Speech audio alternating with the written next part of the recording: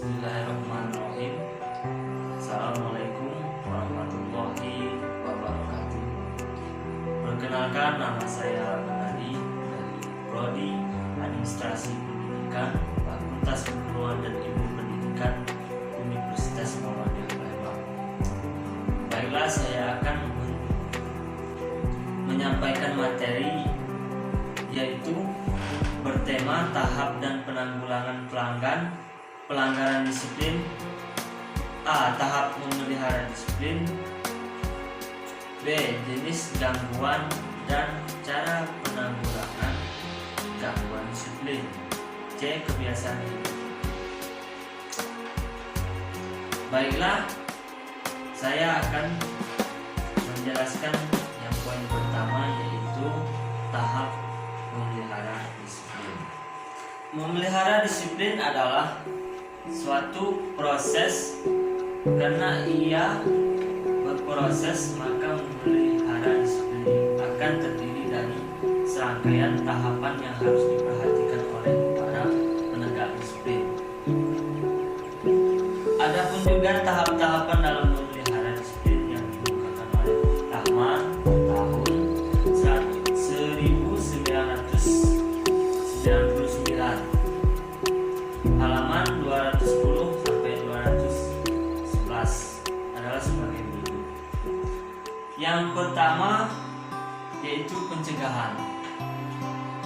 Pada tahap pencegahan, para guru perlu menciptakan suasana kelas yang disiplin, ketetapan instruksional, dan perencanaan pendidikan yang disiplin. Hal yang perlu diperhatikan pada tahapan ini. Yang pertama, A. Pencipta suasana kelas, ketetapan perencanaan dan instruksional. Yang B. Mengenalkan identitas, misalnya nama, sifat dan kesukaan peserta didik. Adalah hal-hal yang penting penciptaan suasana kelas. C. Pemberian catatan yang bersifat memberikan dorongan pada pekerjaan peserta didik. Yang D. Merencanakan pengajaran dan mengajar peserta didik dengan penuh kreatif dan hal-hal yang aktual melalui topik-topik yang relevan. E. Penguasaan akan disiplin akademik akan menambah kredibilitasan guru yang diperlukan dalam proses pembelajaran. Pada tahap pemeliharaan, guru perlu melakukan hubungan sosial dan emosional dengan peserta didik dengan menunjukkan perilaku disiplin di dalam kelas. Pemeliharaan perilaku pada umumnya harus jalan dengan pedoman yang telah ditetapkan agar peserta didik tetap dapat menjalankan tugas-tugasnya. Pedoman ini harus memenuhi kepatuhan, kebermaknaan dan kreativitas kearahan belajar aktif. Pertemuan pertama misalnya adalah saat yang penting dalam memelihara perilaku yang diharapkan. Tumbuhkan kesan positif dengan mengemukakan program atau perencanaan pembelajaran dengan langkah-langkah sebagai berikut. Yang pertama itu mulailah dengan saling berkenalan secara tepat. B. Informasikan gambaran umum, latar belakang, garis besar, perhatian dan aktivitas yang relevan dan dari bidang studi yang akan ditempuh peserta didik. Yang C. Informasikan harapan akademis dan kebijakan penilaian secara rasional.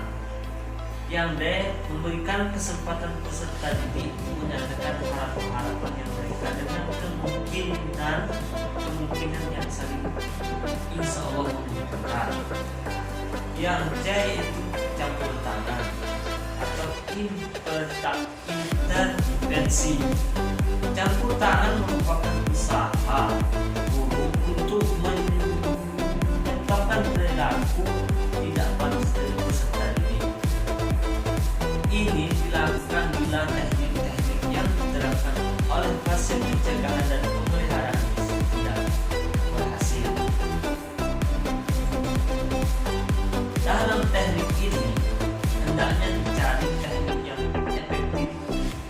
dan dilaksanakan secara hemat dan penuh pertimbangan. Pada tahap campuran tangan, pada guru perlu menangani perilaku peserta didik yang melanggar disiplin kelas dengan mempelajari gejala dan mencari akar permasalahan dengan teknik-teknik yang berbasis psikologis pendidikan berupa pemberian sanksi hukum. Campur tangan lebih dilakukan pada gejala utama. Daripada kepala perilaku menyimpangnya guru melakukan tertib situasi daripada peraturan disiplin.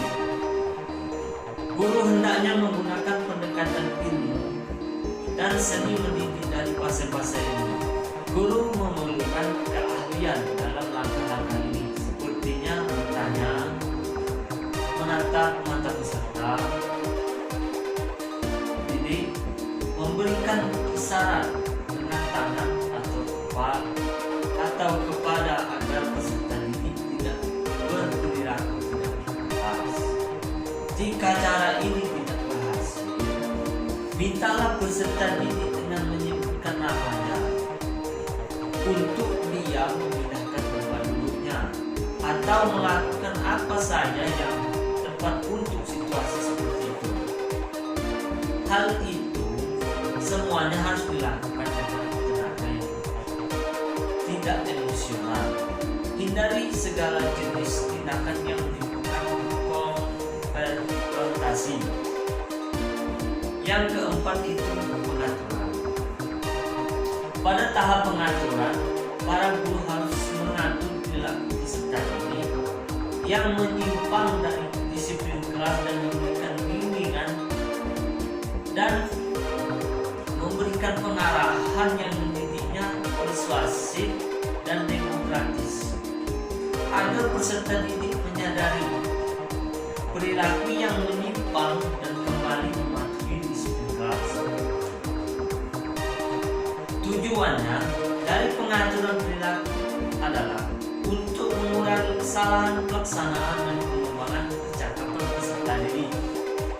Fase ini merupakan fase penting demi tercapainya tujuan peserta didik. Guru harus memiliki kesabaran, potensi mengaruhi sikap dan perilaku dengan cara yang tidak merugikan.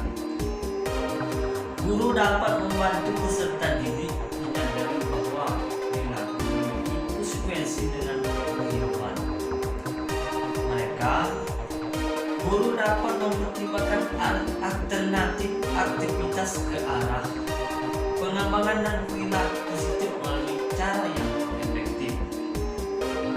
Pesiones menyatakan bahwa disiplin kelas banyaklah tergantung pada keberhasilan guru. Mengelola kelas agar suasana kelas menyenangkan dan diharap efektif sebagai sarana belajar.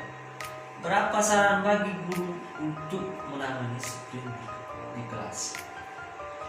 A. Kenalilah siswa. B. Rencanakan dan persiapkan pelajaran dengan sebaik-baiknya. C. Libatkan siswa-siswa, gangguan dan cara penanggulangan gangguan disiplin. Terdapat beberapa petunjuk umumnya cara penanggulangan gangguan disiplin yang dikemukakan oleh Alwarts dan Homer tahun 1991 halaman 72 sampai 74, yaitu gangguan percakapan antara peserta didik yang mengancam disiplin perlu segera ditanggulangi. Kemudian yang kedua, gangguan melempar catatan. Gangguan ini terdapat terjadi akibat adanya kebosanan atau ketidaktepatan kegiatan belajar mengajar, mengambil langkah kehati-hatian dalam menggapainya. Ketiga, gangguan kebebasan yang berlebihan di antara siswa. Kebebasan yang berlebih perlu dicegahkan. Gangguan sampai berkembang merusak disiplin kelas. Guru dapat berdialog dengan peserta didik tentang hak kewajiban peserta didik. Yang keempat, gangguan permusuhan di antara peserta didik atau kelompok. Guru dapat melakukan pembicaraan dengan masing-masing pihak secara individu atau kelompok. Guru dapat melakukan pembicaraan dengan masing-masing pihak secara individu atau kelompok, berusaha mencari penyebab permusuhan ini dan kepala adakan perubahan baru. Yang kelima itu gangguan menyontek. Menyontek ini terjadi akibat siapapun peserta di antara materi yang melebihi batas. Berilah motivasi atau kesempatan yang bijak dan tugas yang sesuai dengan kemampuan peserta didik. Yang keenam itu gangguan pengaduan. Di samping adanya lapor kadang ada pengaduan dari siswa, guru harus dapat membedakan antara pengaduan dengan laporan tentang sesuatu. Namun guru perlu berlaku bijaksana dan konsisten dalam menjelaskan kedua hal tersebut. 7. Gangguan terbiat marah. Guru segera menghadapi atau memindahkan peserta didik yang bertabik atau marah dari peserta didik lain. Sebagai pendengar, guru kemudian mencari sebab membantu menyelesaikan persoalan. Yang ke-8 itu gangguan penolakan permohonan guru. Berdialog secara terus-menerus dan mencari alternatif lain adalah salah satu cara yang dapat terdapatnya gangguan ini. Permohonan rasional untuk seorang siswa belum tentu sesuai dengan siswa lain. Penciptaan suasana sejuk dan objektif menghindarkan gangguan semacam ini. Yang ke-9 itu gangguan perpindahan situasi. Perpindahan pelajaran, pindah kelas, atau perubahan jadwal. Oleh karena itu, perpindahan situasi harus diiringi oleh kesiapan akan alternatif dan instik lainnya, serta pengawasan.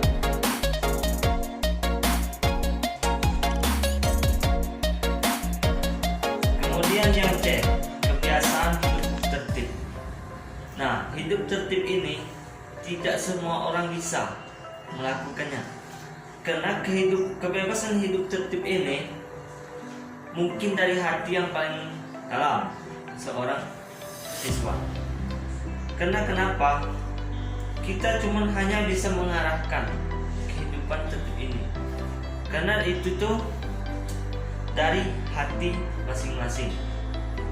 Tidak bisa kita ataupun mencontohkan kebiasaan itu ke mereka, namun kita hanya cuma mengarahkan kebiasaan hidup tertib. Ini dalam bahasanya itu tuh teratur. Nah, ada pun juga teratur, yaitu mengarahkan ke kedisiplinan. Purji Bimoto tahun 1994 halaman 23-24. Kedisiplinan memiliki 3 aspek, yaitu sikap mental, B. Pemohonan, pemahaman, dan C. Sikap kelakuan. Atau mental attitude yang merupakan sikap taat dan tertib sebagai hasil pengembangan dari latihan pengadilan pemikiran ataupun pengadilan watak. Yang B. Pemahaman yang baik mengenai sistem peraturan perilaku, norma, kriteria, dan standar yang sedemikian rupa sehingga pemahaman tersebut menunjukkan pengertian yang mendalam atau kesadaran. Yang C. Sikap kelakuan yang wajar menunjukkan kesungguhan hati untuk mentaati segala hal secara cermat dan tertib. Indikasi perilaku kedisiplinan Indikasi perilaku kedisiplinan yang dikutip oleh Rashman 2011 halaman 25 adalah suatu syarat yang harus dipenuhi seseorang dapat dikategorikan mempunyai perilaku disiplin. Indikasi tersebut antara lain yaitu A. Ketaatan terhadap peraturan. Peraturan merupakan suatu pola yang ditetapkan untuk tingkah laku. Pola tersebut dapat ditetapkan oleh orang tua, guru, pengurus, atau teman bermain. Tujuannya adalah untuk membekali anak dengan pedoman perilaku yang disetujui dalam situasi tertentu. Dalam hal peraturan sekolah, misalnya, peraturan mengatakan pada anak apa yang harus dan apa yang tidak boleh dilakukan sewaktu berada di sekolah, seperti memakai seragam sesuai dengan jadwal yang ditentukan. Peraturan tersebut juga berlaku di lingkungan pesantren atau seperti memakai busana sesuai peraturan yang ditetapkan di sekolah. Yang B. Kepedulian terhadap lingkungan. Pembinaan dan pembentukan disiplin ditentukan oleh keadaan lingkungannya.